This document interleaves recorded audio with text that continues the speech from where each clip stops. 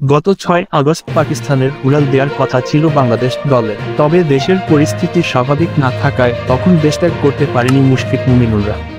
তবে বর্তমানে বাংলাদেশের পরিস্থিতি স্বাভাবিক, যার কারণে শুক্রবার 9 আগস্ট পাকিস্তানের উদ্দেশ্যে দেশ ছেড়েছে বাংলাদেশ দল। জাতীয় দলের দলের পাকিস্তান সফর, দুটো 4 দিনের ম্যাচ আর 3টি ওয়ানডে, 15 ক্রিকেটার সঙ্গে কোচিং স্টাফ, এক ভিন্ন মুহূর্ত। তবে গেল দিন যা কিছু হয়েছে তার প্রভাব কিছুটা হলেও পড়েছে ক্রিকেটারদের মানসিকতায়। তবুও মাঠের ক্রিকেটে মনোযোগের পুরোটা দেয়ার প্রত্যয় বিসিবি নির্বাচক আব্দুর রাজ্জাকের। আব্দুর রাজ্জাক বলেন, সবচেয়ে বড় কথা হচ্ছে যেখানে আমাদের জাতীয় দল খেলতে যাবে সেখানে আমাদের দল আগে যাচ্ছে, যেটা সাধারণত আমরা দেখেছি ভারতীয় দল করে থাকে।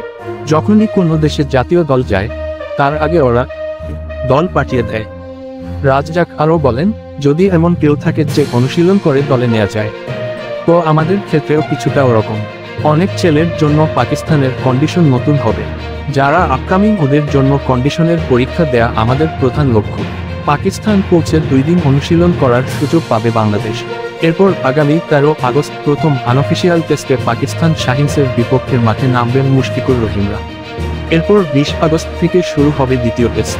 3 ম্যাচ ওয়ানডে সিরিজের প্রথমটি হবে আগামী 26 আগস্ট।